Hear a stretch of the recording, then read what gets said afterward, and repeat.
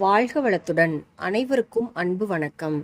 எல்லாம் வல்ல இறைவனின் திருவடிகளை போற்றிப் பணிந்தும், யாதும் ஊரே யாவரும் கேளிர் தீதும் நன்றும் பிறர்தர வாரா என்கின்ற கணியன் பூங்குன்றனாரின் நிறைமொழியோடும் இன்றைய சிந்தனை பதிவினை வழங்குகின்றேன்.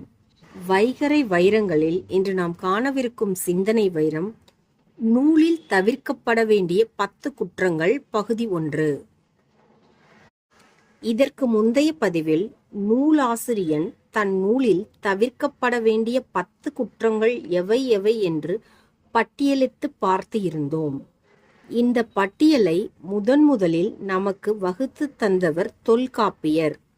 இக்கருத்தை அடியொற்றி பவணந்தி முனிவர் நன்னூலில் இக்குற்றங்கள் குறித்து கூறியிருக்கின்றார்.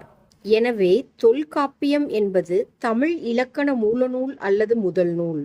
நன்னூல் என்பது வழிநூல் என்று விளங்கிக் கொள்ளுங்கள். நூல் குற்றங்களை நூற்சிதைவு என்ற வார்த்தையால் தொல்காப்பியர் கூறியிருக்கின்றார். தொல்காப்பியர் கூறிய அந்த செய்யுளை முதலில் கூறுகின்றேன். சிதைவு எனப்படுபவை வசை அற நாடின் கூறியது கூறல், மாறுகுலக் கூறல், குன்றக் கூறல், மிகைப்படக் கூறல், பொருள் இலக் கூறல், மயங்கக் கூறல், கேட்போர்க்கு இன்னா யாப்பிற்று ஆதல், பழித்த மொழியான் இழுக்கம் கூறல், தன்னான் ஒரு பொருள் கருதி கூறல், என்ன வகையினும் மனம் கோல் இன்மை, அன்ன பிறவும் அவற்றின் விரி ஆகும் என்பதுதான் நூல் குற்றம் குறித்த தொல்காப்பிய செய்யுள். தற்போது பவணந்தி முனிவர் இதே கருத்தை எப்படி கூறியிருக்கின்றார் என்று பார்ப்போம்.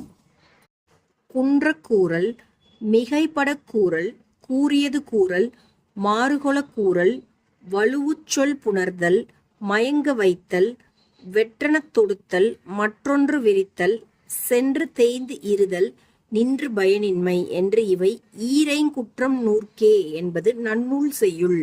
பவணந்தி முனிவரும் தொல்காப்பியர் கூறிய 10 வகை நூல் குற்றங்களைத்தான் கூறுகின்றார்.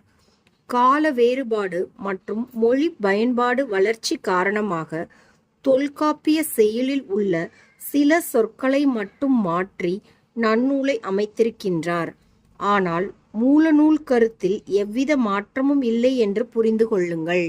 இவ்விரண்டு செய்யுள்களில் மனனம் செய்வதற்கு எது ஏதுவாக உள்ளதோ அதனை நீங்கள் மனனம் செய்து கொள்ளுங்கள். இந்த 2 செய்யுள்களின் அறிமுகத்தோடு இன்றைய நாள் பதிவினை நிறைவு செய்கின்றேன். அடுத்த பதிவு முதலாக ஒவ்வொரு நூல் குற்றங்களையும் விரிவாக காண்போம். எல்லா உயிர்களும் இன்புற்றிருக்க நினைப்பதுவே அல்லாமல் வேறொன்றறியேன் பராபரமே என்கின்ற தாயுமான சுவாமிகளின் நிறைமொழியோடு இன்றைய நாள் பதிவினை நிறைவு செய்கின்றேன். அனைவருக்கும் நன்றி, வணக்கம். வாழ்க வளத்துடன்.